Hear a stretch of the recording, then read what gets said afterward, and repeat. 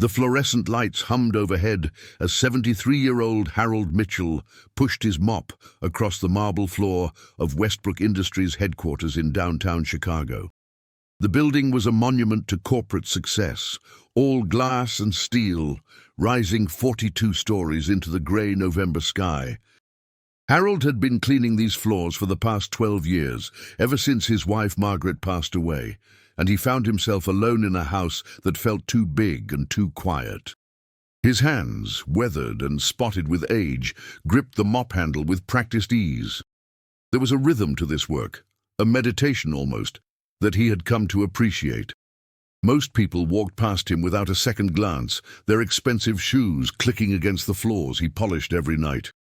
They spoke into their phones about million-dollar deals, their voices echoing through the atrium, never once considering the old man in the grey uniform who made everything shine. Harold didn't mind being invisible. In fact, he preferred it. The morning rush was just beginning. Young executives in tailored suits hurried toward the elevator banks, clutching their coffee cups like lifelines.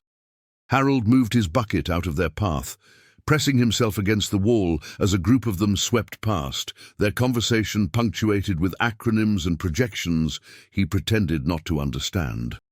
"Did you hear about the shareholders' meeting tomorrow?" one of them said, a young woman with sharp features and a sharper voice. "Harrison is presenting the new restructuring plan." "About time," her companion replied. "This company has been bleeding money for 2 years. Someone needs to make the hard decisions." Harold's mop paused for just a moment before resuming its steady rhythm. He watched them disappear into an elevator, the doors sliding shut on their world of spreadsheets and stock prices. The truth was, Harold understood more about this company than anyone suspected. He understood it in ways that would have shocked every single person walking through that lobby. But understanding and acting were two different things. And Harold had learned long ago that patience was a virtue most people couldn't afford. He finished mopping the entrance area and wheeled his bucket toward the service elevator. The security guard at the front desk, a middle-aged man named Frank, who had worked here almost as long as Harold, gave him a small wave. "Morning, Harold. Cold one out there today." "Sure is, Frank. Winter's coming early this year." "You staying warm in that basement office of yours?" Harold smiled, the lines around his eyes deepening. "Got my space heater and my radio. That's all an old man needs." Frank laughed and returned to his monitors.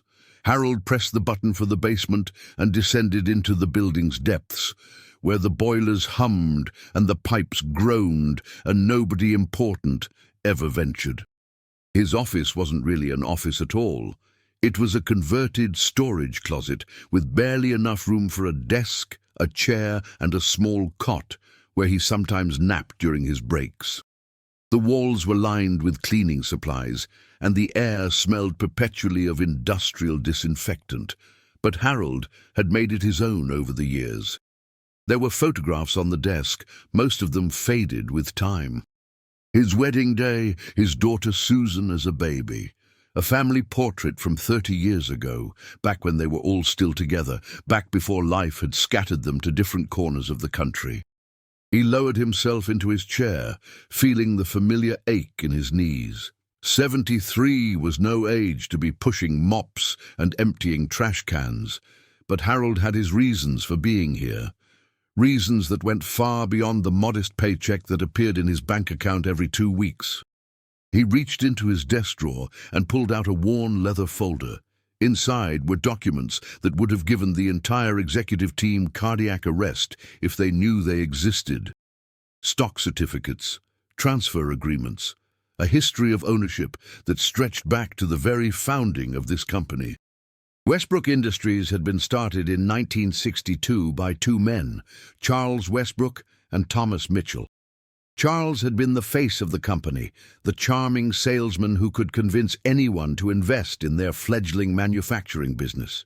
Thomas had been the engineer, the quiet genius who designed the products that made the company profitable. They had been partners, friends, brothers in everything but blood. Thomas Mitchell was Harold's father.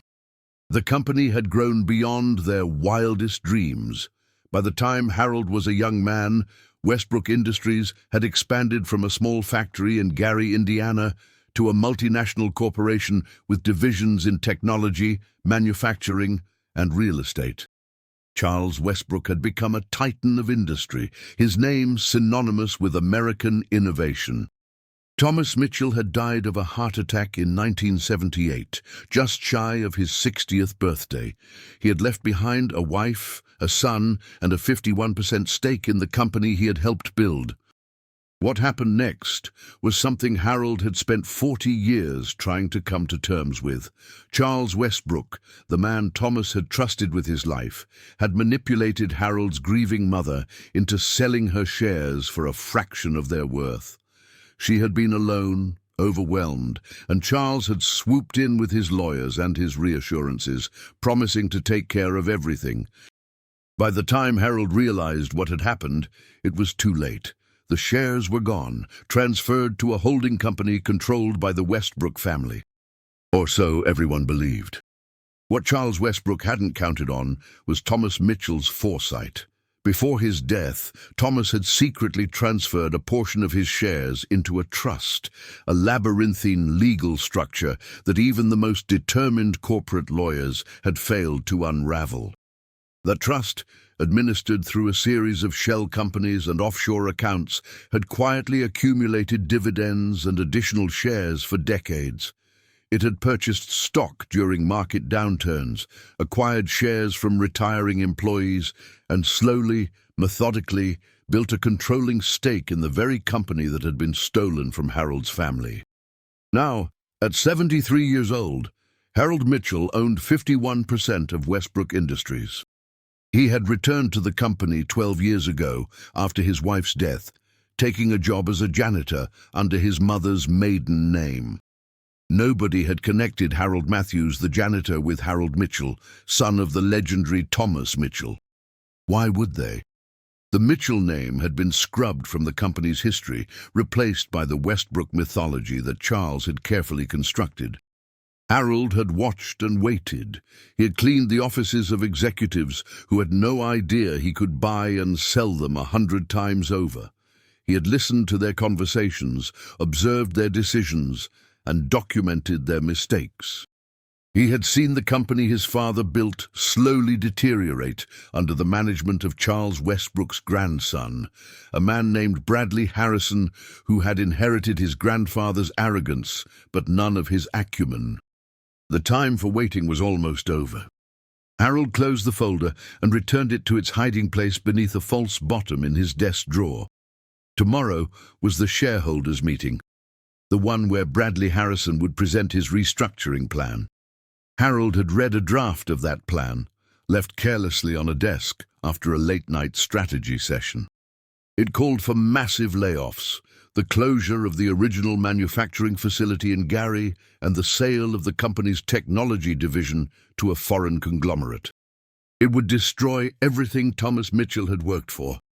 Harold had decided that tomorrow would be the day he finally revealed himself. After 40 years of patience, 40 years of planning, he would walk into that boardroom and reclaim his father's legacy. But first, there was work to be done. Floors to mop, trash to empty, and a building to keep running for one more night. He pushed himself up from his chair and reached for his mop. The executive floor was quiet at night. Harold moved through the darkened hallways with the ease of someone who had memorized every corner, every door, every potted plant. His mop whispered against the carpet as he worked his way toward the corner office, the one with the floor-to-ceiling windows and the nameplate that read Bradley Harrison, Chief Executive Officer. The door was unlocked. It always was. Bradley Harrison was the kind of man who assumed the world would bend to his convenience, that locked doors were for people who had something to fear. Harold pushed it open and stepped inside, his mop bucket trailing behind him. The office was obscene in its luxury. A mahogany desk the size of a small car dominated the center of the room, surrounded by leather furniture that cost more than Harold's annual salary. Original artwork hung on the walls. abstracts and impressionists that Bradley probably couldn't name, but displayed, because someone had told him they were valuable. Harold began to clean, working methodically from one corner to the other. He emptied the trash can beneath the desk, noticing the discarded drafts of speeches and the empty bottles of expensive scotch. He dusted the bookshelves, lined with volumes that had never been opened, their spines still stiff and pristine. As he worked, his eyes fell on a photograph sitting on the corner of the desk. It showed 3 men standing in front of a factory, their arms around each other's shoulders. 2 of them Harold recognized immediately.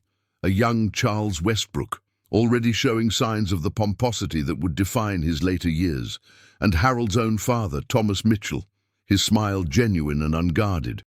The 3rd man Harold had never seen before. He was younger than the other 2, with a serious expression and eyes that seemed to look directly through the camera.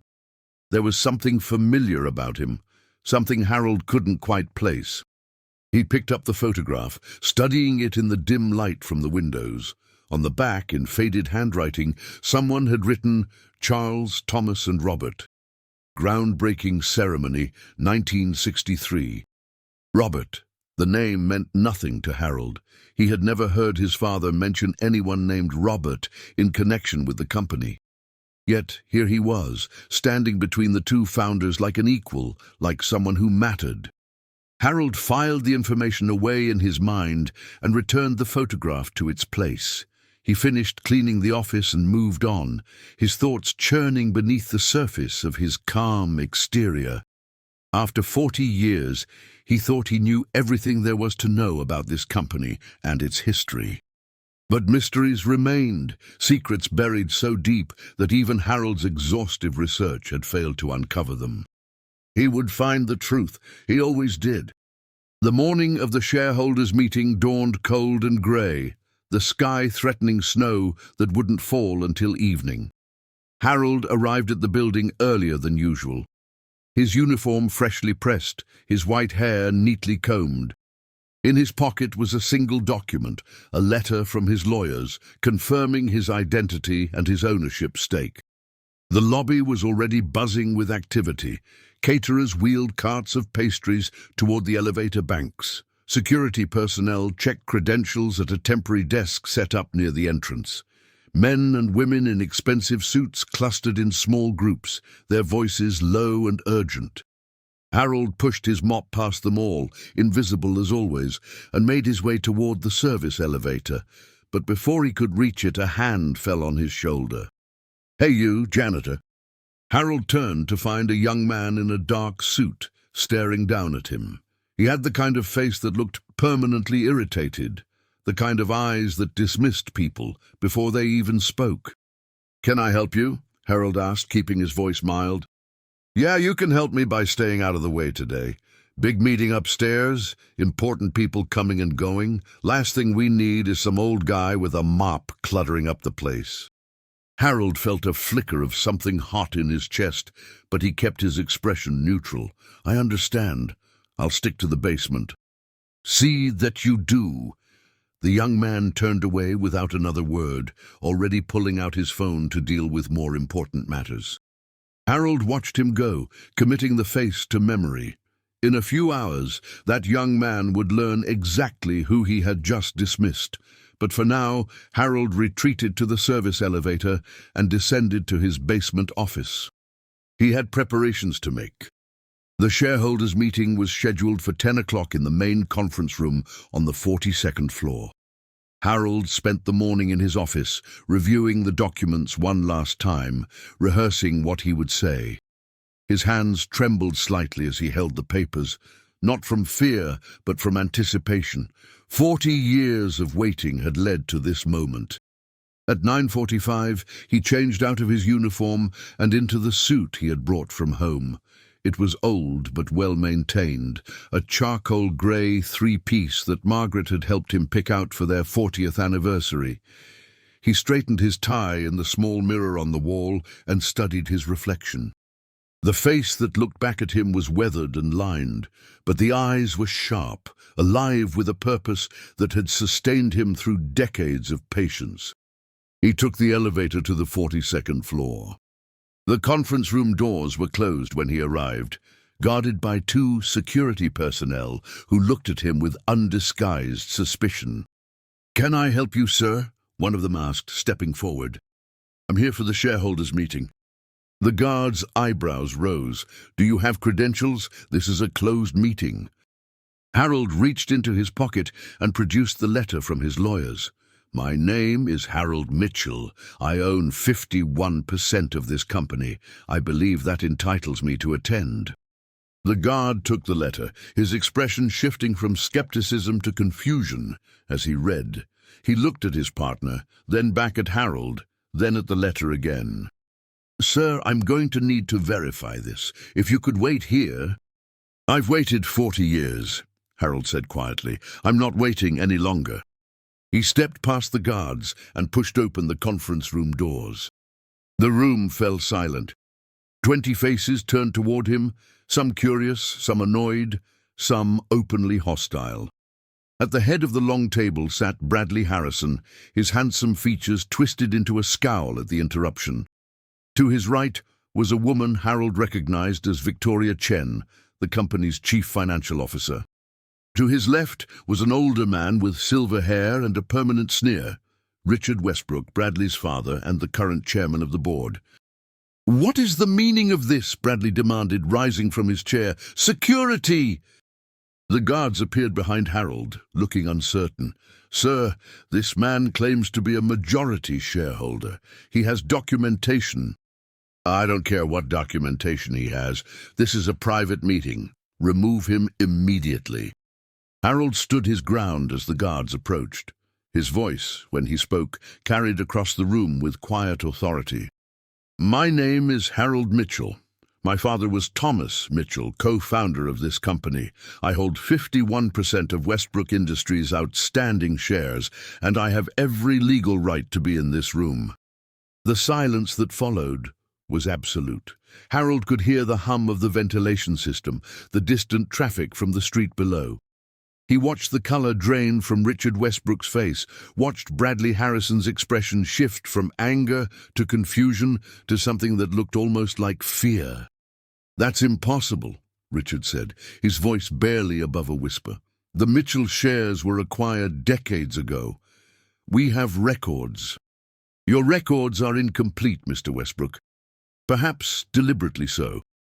Harold reached into his jacket and produced a thick folder.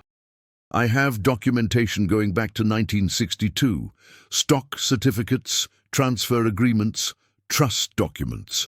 Everything has been verified by independent auditors and confirmed by the Securities and Exchange Commission. I am legally and unequivocally the majority owner of this company." He walked to the table and placed the folder in front of Bradley Harrison. "I suggest you review these before continuing your meeting. You'll find that the restructuring plan you were about to present is no longer viable. As majority shareholder, I have the authority to veto any corporate action I deem contrary to the company's best interests." Bradley stared at the folder like it was a coiled snake. "This is some kind of fraud. You're that janitor, aren't you? I've seen you pushing a mop around the lobby. This is a scam." "I am indeed the janitor, Mr. Harrison. I've been cleaning your floors for 12 years. I've also been watching how you run this company into the ground. The mismanagement, the self-dealing, the complete disregard for the workers who make this business function. It ends today." Richard Westbrook had recovered some of his composure. He leaned forward, his eyes narrow and calculating. "Even if your claims are legitimate, and I'm not conceding that they are, you can't simply walk in here and take over. There are procedures, legal requirements, all of which I've satisfied, Mr. Westbrook. My lawyers have been in contact with the SEC and the relevant state authorities. Everything is in order, but I'm not here to take over. I'm here to restore this company to what my father intended it to be." He pulled out a chair and sat down at the table, folding his hands in front of him. Now, shall we discuss the actual state of this company? Or would you prefer to continue pretending that your restructuring plan isn't a thinly veiled attempt to enrich yourselves at the expense of the workers and shareholders you're supposed to serve? The meeting that followed was unlike anything Westbrook Industries had ever seen. Harold spoke for nearly an hour, laying out in precise detail the failures of the current management. He had numbers, dates, names. He knew about the inflated consulting fees paid to companies owned by board members' relatives. He knew about the pension fund that had been raided to cover executive bonuses. He knew about the safety violations at the Gary facility that had been swept under the rug because fixing them would have cost too much money. He watched the executives squirm as he revealed secrets they thought were buried forever. Victoria Chen had gone pale when he mentioned the accounting irregularities she had signed off on. Bradley Harrison had loosened his tie, sweat beading on his forehead, as Harold detailed the expense reports that had been padded with personal purchases. But it was Richard Westbrook who interested Harold the most. The old man had sat in silence throughout Harold's presentation, his expression unreadable. When Harold finally finished, Richard was the first to speak. "You've clearly done your homework, Mr. Mitchell. I'm impressed, but I wonder if you've considered the full implications of what you're doing." "I've had 40 years to consider them." "Have you?" Richard's smile was thin and cold. "Then perhaps you know about the agreement your father signed in 1977, the one that waived any claim his heirs might have to company assets in exchange for certain considerations." Harold felt his heart skip a beat, but he kept his face calm.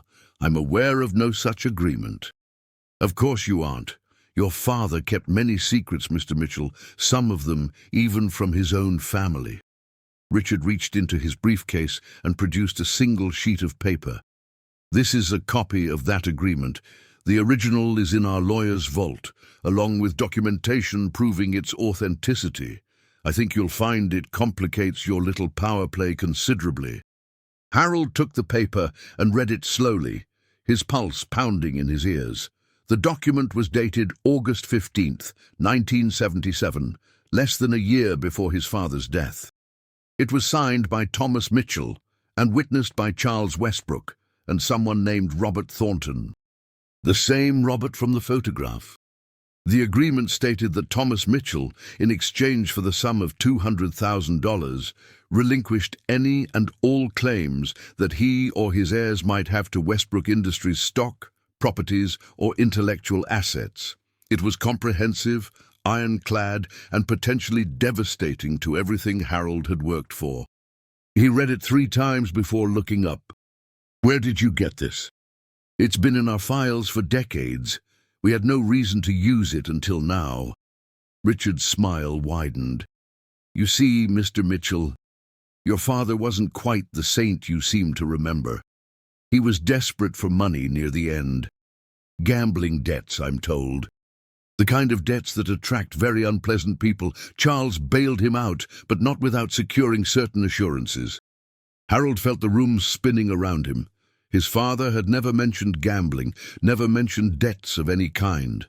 But then, Thomas Mitchell had been a private man, the kind who kept his troubles to himself until they consumed him. Could it be true?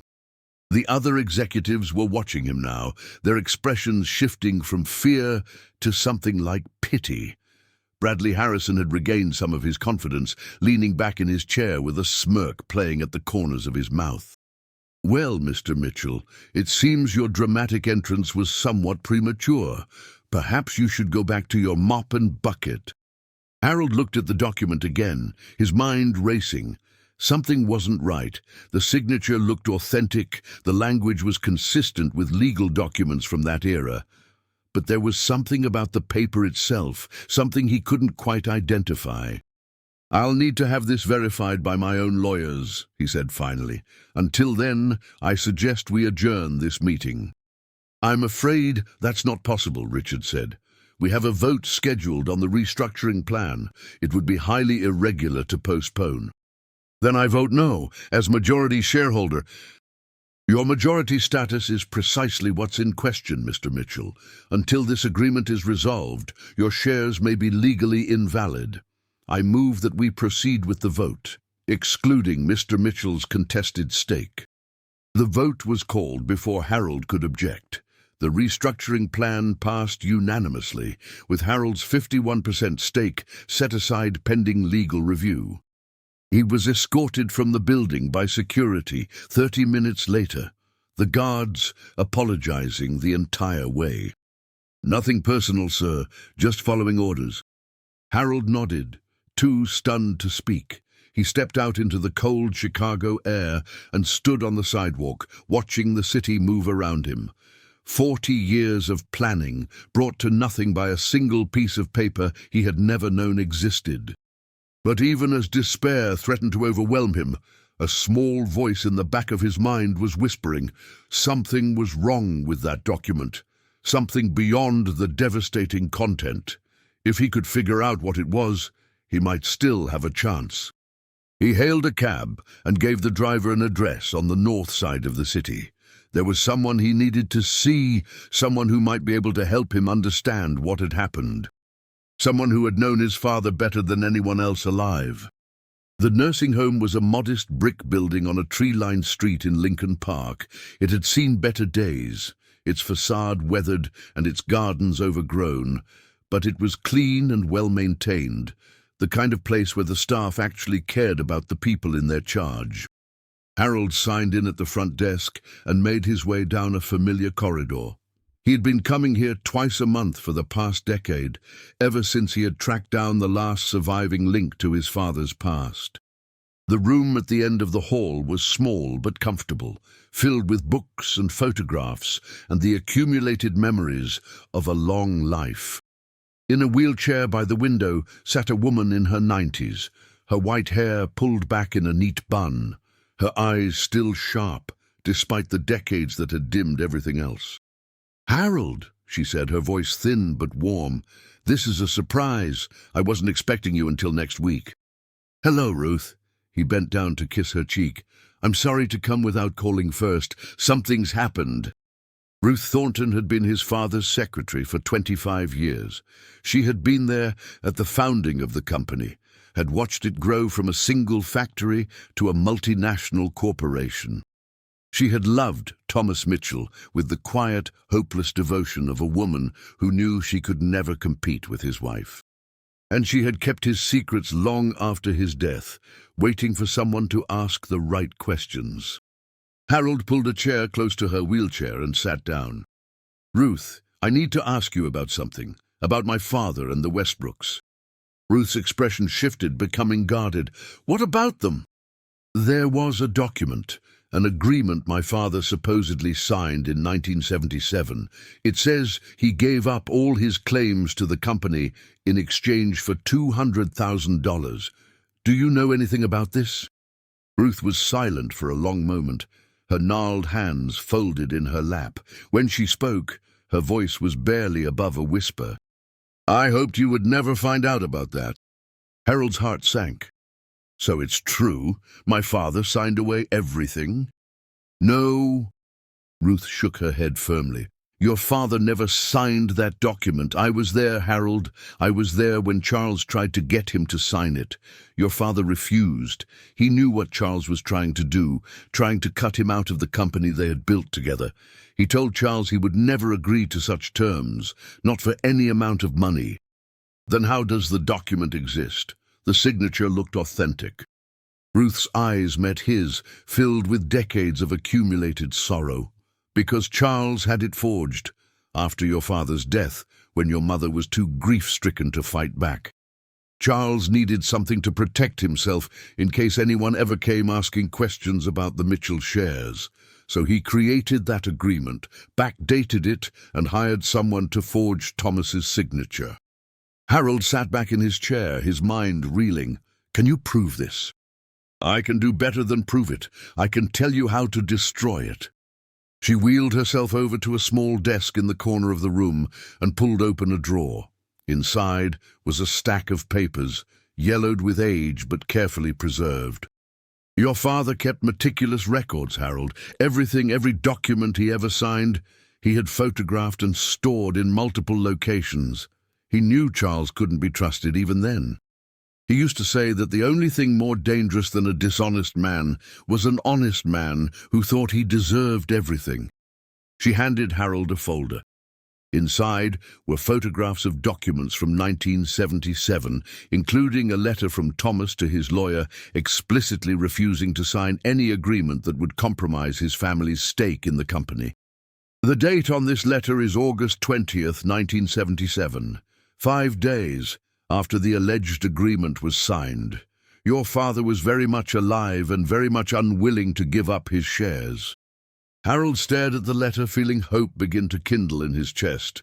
This proves the agreement is fraudulent. It proves more than that.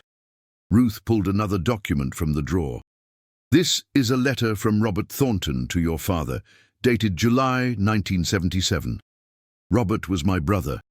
He worked for the company in the early days, before Charles forced him out. That letter describes Charles's plan to create a false agreement in case he ever needed to challenge the Mitchell shares. Robert discovered the scheme and warned your father. That's why Thomas refused to sign. Harold read the letter twice, scarcely able to believe what he was seeing. Why didn't you show this to anyone before? Why didn't you come forward? Ruth's eyes filled with tears. Because Charles Westbrook destroyed my brother for trying to help your father. He ruined Robert's career, had him blacklisted from the industry, drove him to take his own life. I was terrified, Harold. I was a single woman with no money and no connections. Charles made it very clear what would happen if I ever spoke about what I knew. She reached out and took Harold's hand, her grip surprisingly strong. But I never forgot. I kept everything, every piece of evidence, waiting for the day when someone would be brave enough to fight back. When you came to see me 10 years ago asking questions about your father, I knew that day had finally come. I've been waiting for you to be ready. Harold felt tears prickling at his own eyes. I'm ready now, Ruth. I promise you everything they did will be exposed. He gathered the documents carefully, treating them like the precious artifacts they were. As he turned to leave, Ruth called out to him. Harold, there's one more thing you should know. He turned back. What is it? The photograph on Bradley Harrison's desk, the one with your father and Charles and my brother. Robert took that picture himself, using a timer. He wanted a record of the 3 men who started the company, because that's what it was, Harold. 3 men, not 2. Robert was the 3rd founder. He designed the manufacturing processes that made the company profitable. Charles wrote him out of the history, just like he tried to write out your father. But the truth is, in those early records, if you know where to look. Harold nodded slowly, another piece of the puzzle falling into place. Thank you, Ruth, for everything. She smiled, the expression lighting up her worn face. Go get them, Harold, for your father, for Robert, and for everyone else Charles Westbrook ever hurt. Make them pay. He walked out of the nursing home with purpose in his step and fire in his heart. The next week was a blur of activity. Harold's lawyers, a small but ferocious firm that specialized in corporate litigation, worked around the clock to verify the documents Ruth had provided. Handwriting experts confirmed that the signature on the 1977 agreement was a forgery. Document analysts proved that the paper itself contained watermarks that weren't introduced until 1982, 5 years after the agreement was supposedly signed. The case against the Westbrooks was airtight. But Harold didn't immediately go public with his evidence. Instead, he made a series of phone calls to financial journalists, SEC investigators, and members of Congress who had expressed interest in corporate governance reform. He wanted the whole world watching when he brought down the house that Charles Westbrook had built on lies. The second shareholders' meeting was scheduled for a Friday afternoon, 3 weeks after Harold's initial confrontation. This time, there were television cameras outside the building and reporters crowding the lobby. Word had leaked that something extraordinary was about to happen at Westbrook Industries, and the media had descended like vultures to a carcass. Harold arrived in the same grey suit he had worn before, but this time he wasn't alone. His lawyer, a formidable woman named Patricia Okonkwo, walked beside him, carrying a briefcase filled with documentation.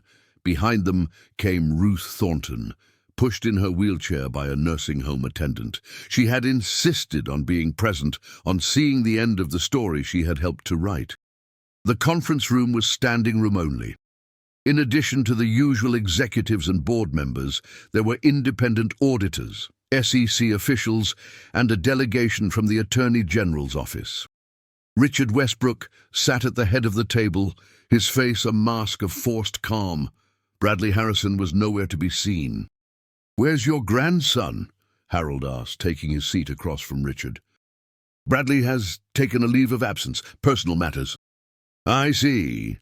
Harold nodded to Patricia, who began distributing copies of their evidence to everyone in the room. "In that case, let's proceed without him." The presentation that followed was devastating. Patricia laid out the case methodically, starting with the forged agreement and working backward through decades of fraud and self-dealing. She produced documents showing how Charles Westbrook had systematically looted the company, using the Mitchell shares as collateral for personal loans, diverting company funds to family trusts, and covering his tracks with falsified records and intimidated witnesses. She showed how Richard had continued his father's legacy of corruption, approving contracts with companies owned by family friends, ignoring safety violations that had cost workers their health and their lives, and using company resources to fund his political ambitions. She presented testimony from former employees who'd been fired for asking too many questions, from auditors who had been pressured to sign off on fraudulent reports, from regulators who had been bribed to look the other way. And she ended with Ruth Thornton's statement, read aloud by Ruth herself, in a voice that trembled with age, but rang with conviction. "I was there at the beginning," Ruth said, her eyes fixed on Richard Westbrook. "I watched your father and grandfather build this company on other people's work and other people's dreams. I watched them steal and cheat and lie their way to the top, crushing anyone who got in their way. I've carried this burden for 50 years, waiting for justice. Today, that wait is over." When she finished, the room was silent. Richard Westbrook's mask had finally cracked. He looked old, defeated, the arrogance that had defined him his entire life draining away like water from a broken vessel. These accusations are—" He trailed off, unable to find words. The SEC official at the end of the table stood up. "Mr. Westbrook, based on the evidence presented today, this office will be launching a full investigation into the practices of Westbrook Industries and its leadership. You and your family members may want to consult with legal counsel before making any further statements." Richard said nothing. He simply stared at the documents in front of him, as if he could make them disappear through sheer force of will. Harold rose from his chair and walked around the table until he was standing directly in front of Richard. 40 years ago, your father stole my family's legacy. He cheated my mother, erased my father's contribution to this company, and built his empire on a foundation of lies. I've spent 4 decades preparing for this moment. I've sacrificed my career, my comfort, my pride. I pushed a mop through these hallways for 12 years, waiting for the chance to look you in the eye and tell you that it's over." He leaned closer, his voice dropping to a whisper that only Richard could hear. "But here's the thing, Richard. I don't actually hate you. I don't even hate your father. What I hate is what you represent. The idea that money and power give you the right to take whatever you want from whoever you want. The belief that people like me, people who work with their hands and clean up your messes, are somehow less than people like you." He straightened up and looked around the room at the gathered executives, the investigators, the cameras recording every moment. This company was founded on the principle that hard work and innovation could lift people out of poverty and give them a chance at a better life. Somewhere along the way, that principle got lost. Starting today, we're going to find it again. The vote to remove Richard Westbrook as chairman of the board was unanimous. 3 months later, Harold Mitchell stood at the entrance of the newly renamed Mitchell Westbrook Industries, watching the morning rush of employees streaming through the doors. The building was the same, the marble floors and glass walls and soaring atrium. But something fundamental had changed. There was energy in the air, a sense of possibility that had been missing for years. The restructuring plan had been scrapped. Instead, Harold had instituted a series of reforms designed to restore the company to financial health while protecting its workers. The Gary factory was still open, its safety violations fixed, and its workers given raises and better benefits. The technology division was still part of the company, developing innovations that would carry Mitchell Westbrook into the future. And the pension fund was being rebuilt with full restitution for the employees who had been cheated out of their retirement savings. Bradley Harrison had pleaded guilty to fraud charges and was awaiting sentencing. Richard Westbrook had resigned from all his positions and retreated to his estate in Palm Beach, where he was reportedly drinking himself into oblivion. The other executives implicated in the scandal had either resigned or been fired, replaced by people who actually cared about the company's mission. Harold had been offered the position of CEO, but he had declined. He was 73 years old, he explained, too old to run a multinational corporation. Instead, he had appointed Patricia Okonkwo as the new chief executive, with a mandate to clean house and rebuild trust with shareholders, employees, and customers alike. He had kept only one title for himself, Chairman Emeritus. It was mostly honorary, but it gave him a seat on the board and a voice in major decisions. More importantly, it gave him access to the building, to the floors he had cleaned for so many years, to the people he had come to know and care about. "Good morning, Mr. Mitchell." Harold turned to find Frank, the security guard, smiling at him from behind the front desk. "Good morning, Frank. Cold one today." "Sure is. You staying warm?" Harold smiled, the lines around his eyes deepening. "I'm doing just fine, Frank, just fine." He walked toward the elevator, nodding to the employees who greeted him along the way. Some of them had known him as the janitor. Others had only heard the story, the incredible tale of the old man with the mop who had turned out to own the whole company. Either way, they treated him with respect, not because of his money or his position, but because of what he represented. The elevator doors opened, and Harold stepped inside. He pressed the button for the 42nd floor, the executive level where he had once emptied trash cans and dusted bookshelves. The doors closed and the car began to rise, carrying him toward the offices that his father had helped to build and his grandfather had helped to steal, carrying him home. The corner office had been redecorated since Bradley Harrison's departure. The obscene mahogany desk was gone, replaced by a modest workstation. The expensive art had been donated to museums, replaced by photographs of the company's employees and products. The leather furniture had been sold off, replaced by comfortable chairs where visitors could sit and talk without feeling intimidated. Harold stood by the window, looking out at the Chicago skyline. The city stretched before him, towers of glass and steel reaching toward a sky that was finally, after weeks of grey, beginning to show patches of blue. He could see the lake in the distance, its surface glittering in the winter sunlight. "Mr. Mitchell?" He turned to find Patricia Okonkwo standing in the doorway, a tablet in her hands. "The quarterly reports are in, revenues are up 12%, and employee satisfaction scores are the highest they've been in 2 decades. Harold nodded, not surprised. "What about the Gary facility?" "Production is exceeding targets. The new safety protocols have reduced workplace injuries by 40%, and the apprenticeship program is fully enrolled for next year." "Good, that's good." He paused, looking back out the window. "My father used to say that a company was only as strong as its weakest worker. He believed that if you took care of your people, they would take care of you. I think we're finally proving him right." Patricia joined him at the window. "Can I ask you something personal?" "Of course." "Why didn't you come forward sooner?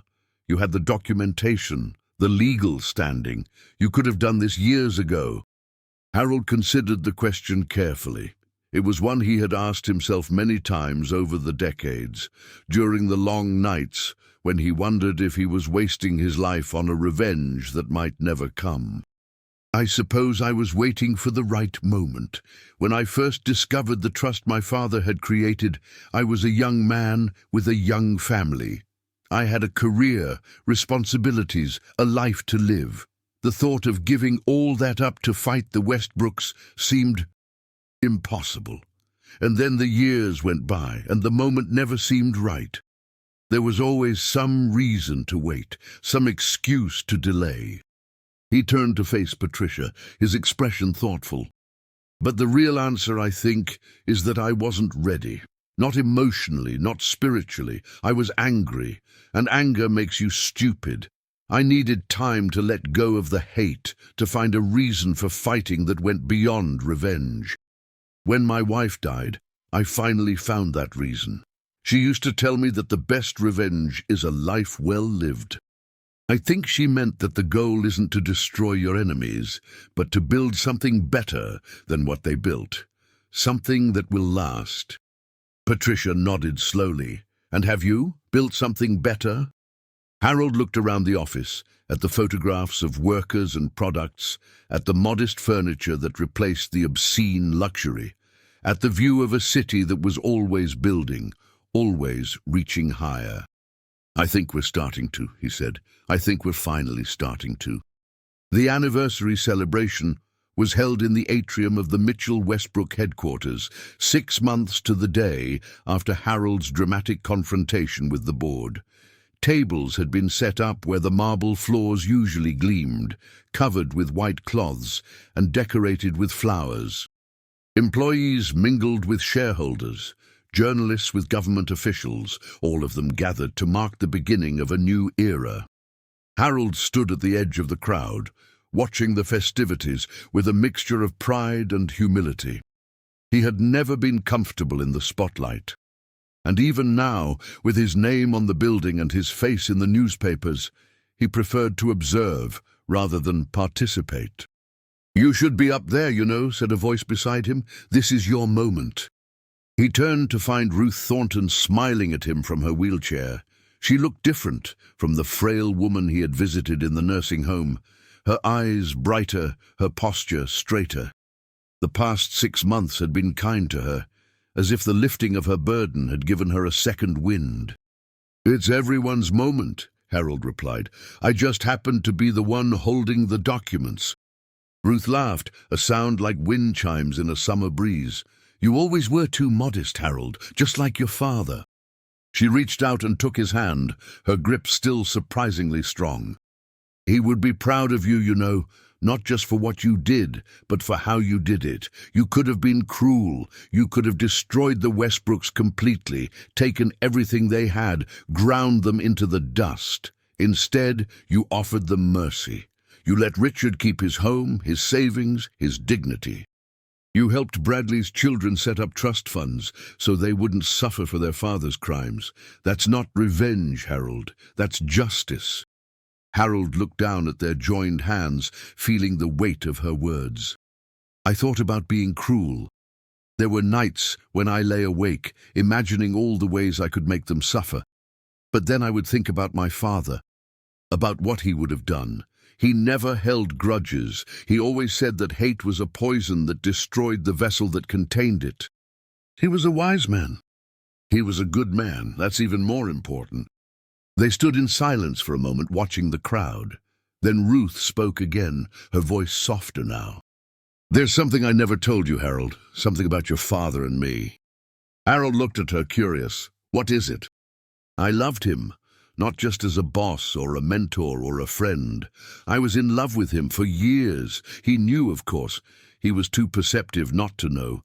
But he never acknowledged it, never used it against me, never made me feel ashamed. He just treated me with kindness and respect, the same way he treated everyone." She paused, her eyes growing distant with memory. When he died, I thought my world had ended. I threw myself into my work, trying to honor his legacy, trying to keep his memory alive.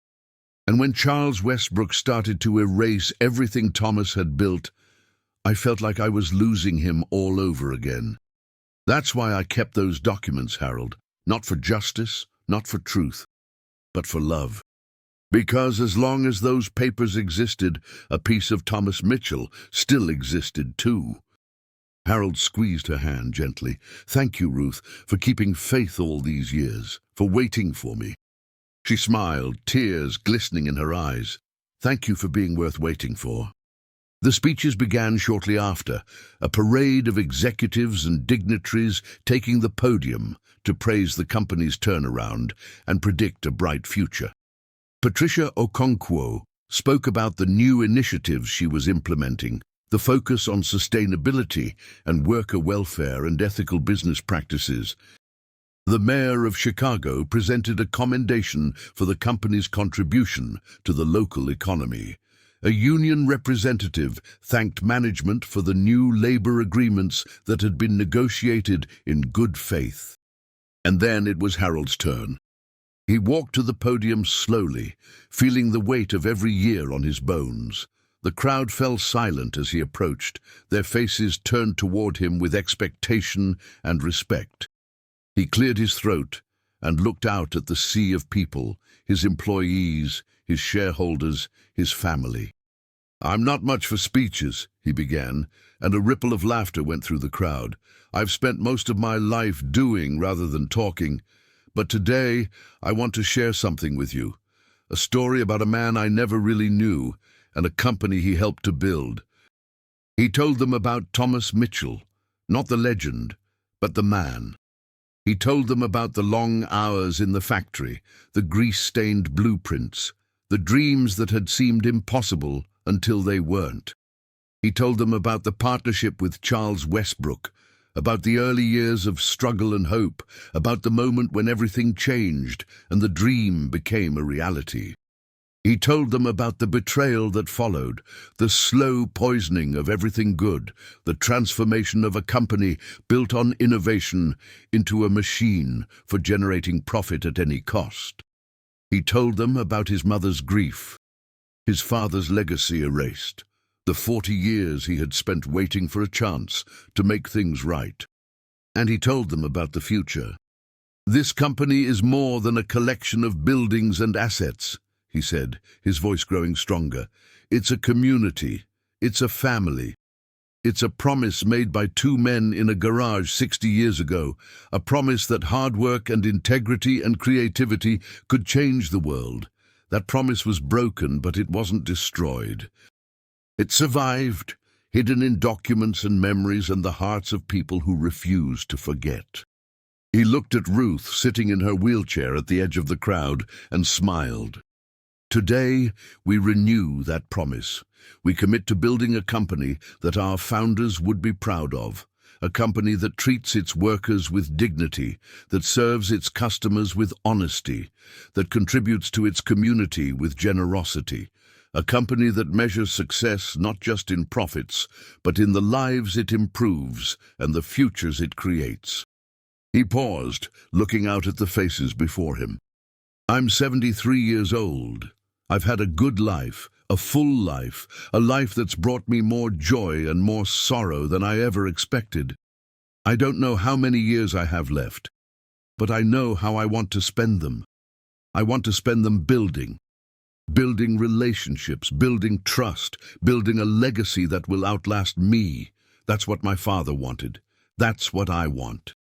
And that's what I believe we can all want together. The applause that followed was thunderous. Harold stepped back from the podium, overwhelmed by the response. People were on their feet, clapping and cheering, some of them wiping tears from their eyes. He had expected polite appreciation, perhaps some genuine enthusiasm.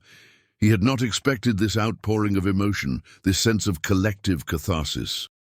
As he made his way through the crowd, hands reached out to shake his, voices called out words of thanks and congratulation.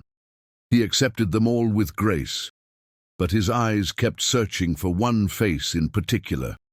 He found her near the back of the atrium, a young woman with dark hair and sharp features who had been watching the speech with an expression he couldn't quite read.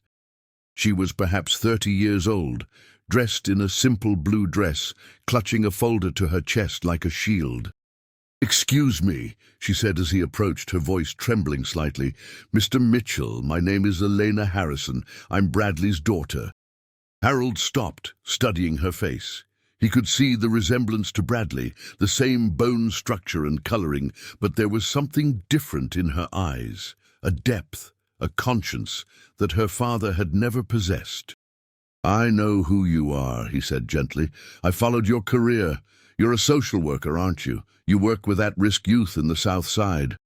Elena looked surprised. "You know about that?" "I know about everyone in this company, Miss Harrison, even the ones who left."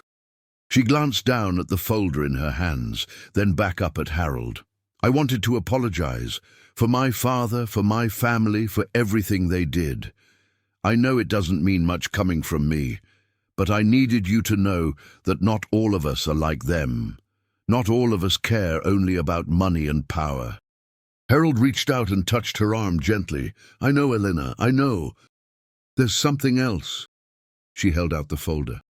"I found these in my grandmother's house after she passed away last month. Letters, documents, things that were hidden for decades. I think they belong to you." Harold took the folder and opened it. Inside were photographs, dozens of them, showing his father and Charles Westbrook and Robert Thornton in the early days of the company. There were letters too, correspondence between Thomas and his wife, between Charles and his investors, between all the people who had shaped the company in its formative years. And there, at the bottom of the stack, was something Harold had never seen before, a photograph of his father holding a baby. A smile on his face that Harold could not remember ever seeing in life. The baby was Harold himself. "Where did you find this?" he whispered, his voice thick with emotion. "In a box in my grandmother's attic. She must have kept it for years, hidden away with all the other secrets." Elena paused, her expression uncertain. "I thought you should have it. I hoped it might mean something to you." Harold stared at the photograph, at his father's face, at the joy that radiated from every line and shadow. For 40 years he had carried the weight of his father's memory, the burden of living up to a man he had barely known. For 40 years he had built his identity around a relationship that existed more in imagination than in reality. Now, looking at this photograph, he felt something shift inside him. The anger that had sustained him for so long began to dissolve, replaced by something warmer, gentler. Not forgiveness exactly, but acceptance. An understanding that the past was the past, that the dead were dead, and that the living had to find their own way forward. "Thank you, Elena," he said, looking up at her with tears in his eyes. "This means more to me than you could possibly know." She smiled, and for a moment she looked nothing like her father at all.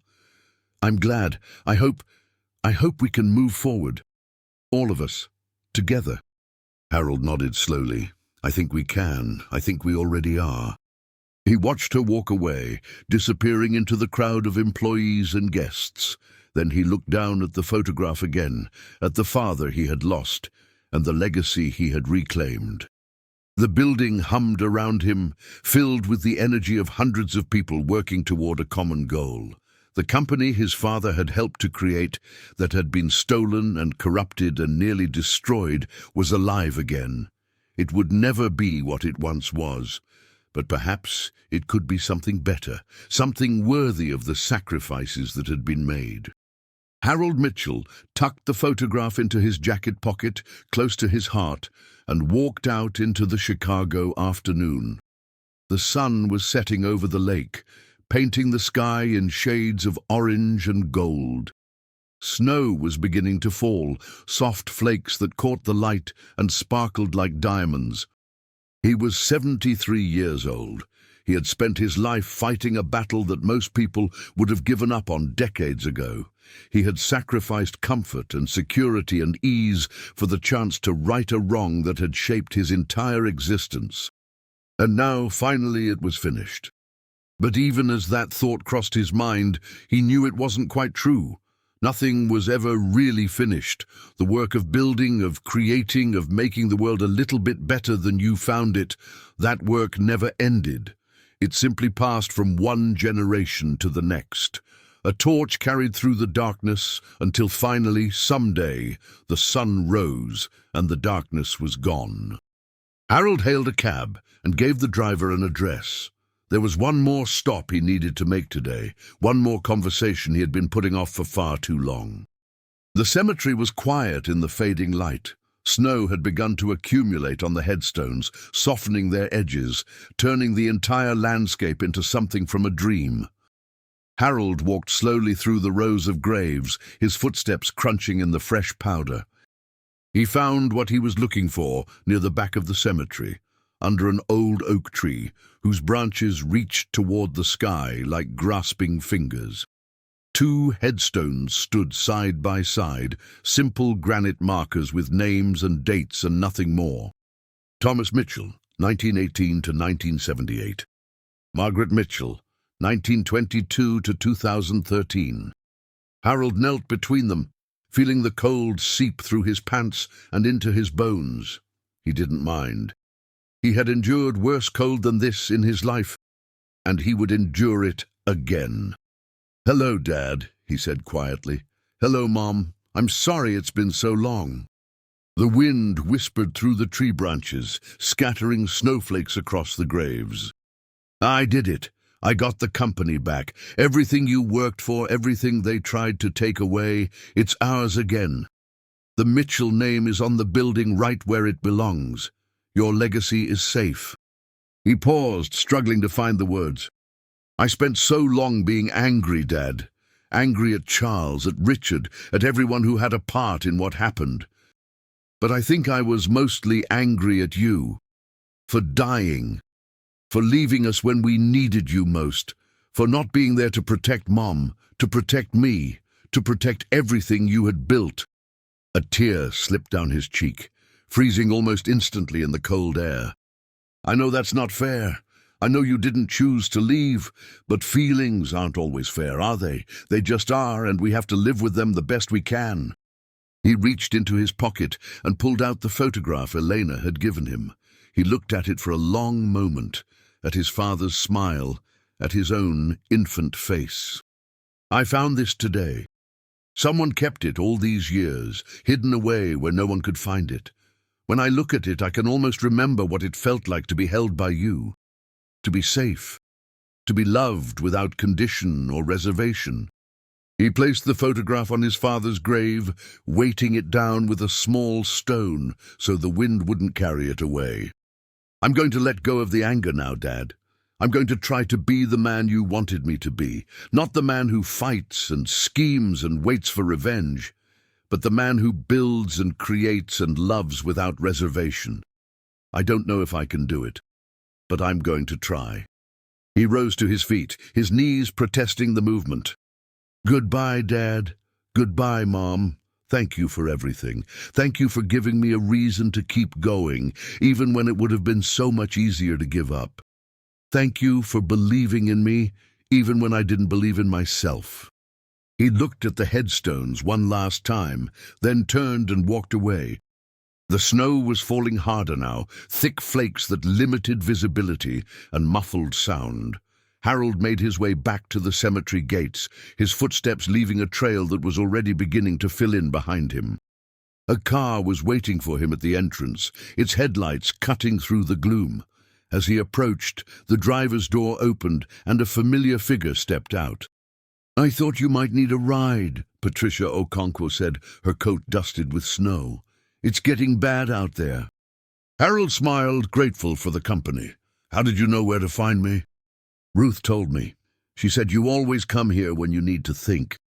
They got into the car, Patricia behind the wheel, Harold in the passenger seat. The heater was running and warmth began to seep back into his bones. "Where to?" Patricia asked. Harold considered the question.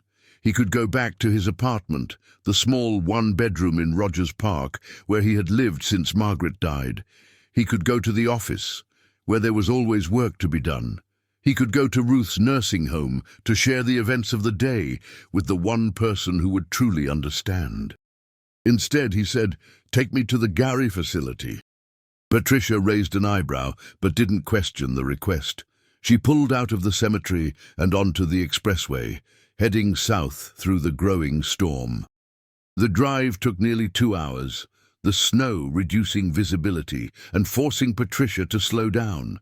They talked as they drove, about the company, about the future, about the challenges that lay ahead.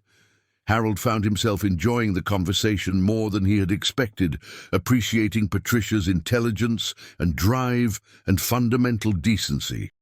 By the time they reached Gary, the snow had begun to let up. The factory loomed out of the darkness, its windows glowing with the lights of the night shift. Trucks loaded with products sat in the parking lot, ready for morning deliveries. The facility hummed with activity, with purpose, with life. They parked near the main entrance and walked inside.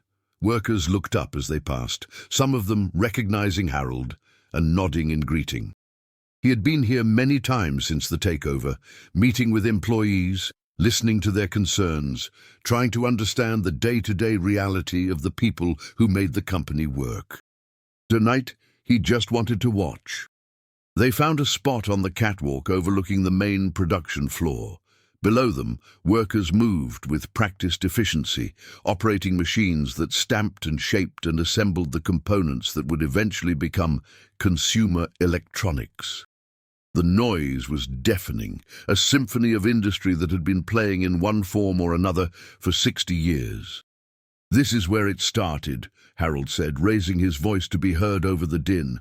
"My father and Charles Westbrook working 16-hour days, trying to turn their crazy idea into something real. They had nothing but a patent, a bank loan, and a belief that they could change the world." Patricia nodded, looking out at the floor below. And now look at it. 2,000 employees, state-of-the-art equipment, products shipped to 50 countries. They did change the world, Harold. You did. Not just me. Not just my father. All of them. He gestured at the workers below. Every single person who has ever worked here, who has ever believed in what we're trying to do. They're the ones who made this possible. They're the ones who keep it going. They stood in silence for a while, watching the ballet of production unfold beneath them. Harold felt a peace settling over him, a sense of rightness that he had been seeking for as long as he could remember. "I'm going to retire," he said finally. Patricia looked at him sharply. "What?" "Not right away. I'll stay on the board, keep attending meetings, give advice when it's wanted, but the day-to-day work, the fighting and scheming and politicking, I'm done with that. I've spent my whole life on this battle. It's time to put down my sword." Patricia was quiet for a moment. "And what will you do instead?" Harold smiled, feeling lighter than he had in years. "I'm going to learn how to fish. My wife always wanted to go fishing, but we never got around to it. Too busy, always too busy. I'm going to buy a little cabin somewhere, maybe up in Wisconsin, near one of those lakes where the water is so clear you can see the bottom. And I'm going to sit on a dock and cast a line and wait for something to bite." "That sounds nice." "It sounds like peace," Harold said. "It sounds like what I've been looking for all along." They left the factory an hour later, driving back through the snow-covered streets toward Chicago. The storm had passed, leaving behind a world transformed, blanketed in white, clean and new. Harold watched the landscape scroll past his window, thinking about everything that had happened and everything that was still to come. He thought about his father, about Ruth, about Elena Harrison and the folder of photographs. He thought about the workers on the production floor, the executives in the boardroom, the security guards and janitors and everyone in between. He thought about Margaret, his wife of 45 years, who had stood by him through everything, who had believed in him when he had stopped believing in himself, who had died still waiting for him to finish the work he had started. "I did it," he told her silently. "I finally did it. I hope you're proud." The car pulled up in front of his apartment building just as the first rays of dawn began to appear on the eastern horizon. Harold thanked Patricia and climbed out, feeling the cold air on his face. He stood on the sidewalk for a moment, looking up at the sky. The clouds were breaking apart, revealing patches of blue beyond. The sun was coming up, painting the world in shades of gold and pink. A new day was beginning. Harold Mitchell, 73 years old, former janitor, majority shareholder, son of a founder, walked into his building and began to climb the stairs. He had a phone call to make, a realtor to contact about cabins in Wisconsin. He had a life to live. And for the first time in 40 years, he was ready to live it. The story of Harold Mitchell spread far beyond the walls of Mitchell Westbrook Industries. News organizations around the world picked up the tale of the elderly janitor who had secretly owned the company he cleaned, who had waited 4 decades for justice, who had brought down a corporate dynasty with patience and determination.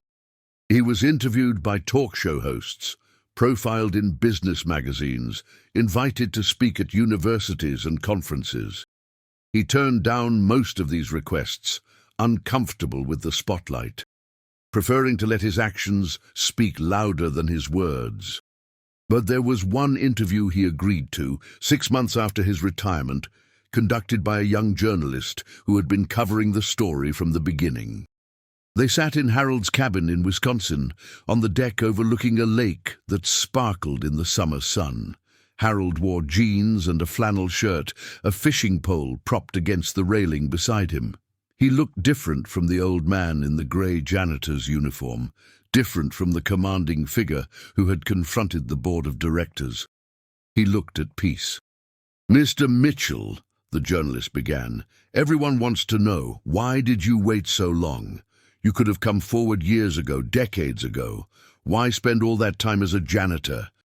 Harold considered the question, watching a loon dive beneath the surface of the lake. "Because I wasn't ready," he said finally.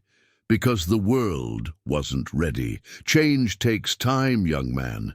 Real change, lasting change. It doesn't happen overnight. You have to build it, brick by brick, layer by layer, until one day you look up and realize that everything is different." "But weren't you angry? Didn't you want revenge?" "Oh, I was angry. I spent years being angry, planning my revenge, imagining all the ways I would make them pay. But anger is exhausting. It eats you up from the inside, consumes everything good until there's nothing left but ash and bitterness." He paused, his eyes distant. "My wife taught me that. She taught me that the opposite of hatred isn't love, it's indifference. She taught me that the best revenge is building something better than what your enemies built, something that will outlast their hate." "And have you built something better?" Harold smiled, looking out at the lake, at the trees, at the cabin that had become his home. "I think so. Not by myself, of course. None of us builds anything by ourselves, but with help, with time, with patience and persistence and a little bit of luck, I think we've created something my father would be proud of. Something that will last long after I'm gone." The interview continued for another hour, covering Harold's childhood, his father's legacy, the long years of waiting, and the dramatic confrontation that had changed everything. When it was over, the journalist packed up his equipment and shook Harold's hand. "Thank you, Mr. Mitchell. This has been an honor." "Call me Harold, and the honor is mine, young man. You tell this story well. You tell the truth, which is more than most people can say these days." The journalist left, and Harold was alone again. He picked up his fishing pole and walked down to the dock, settling into the weathered wooden chair that had become his favorite spot. The sun was warm on his face. The water lapped gently against the pilings, and somewhere in the distance, a bird was singing. He cast his line and waited.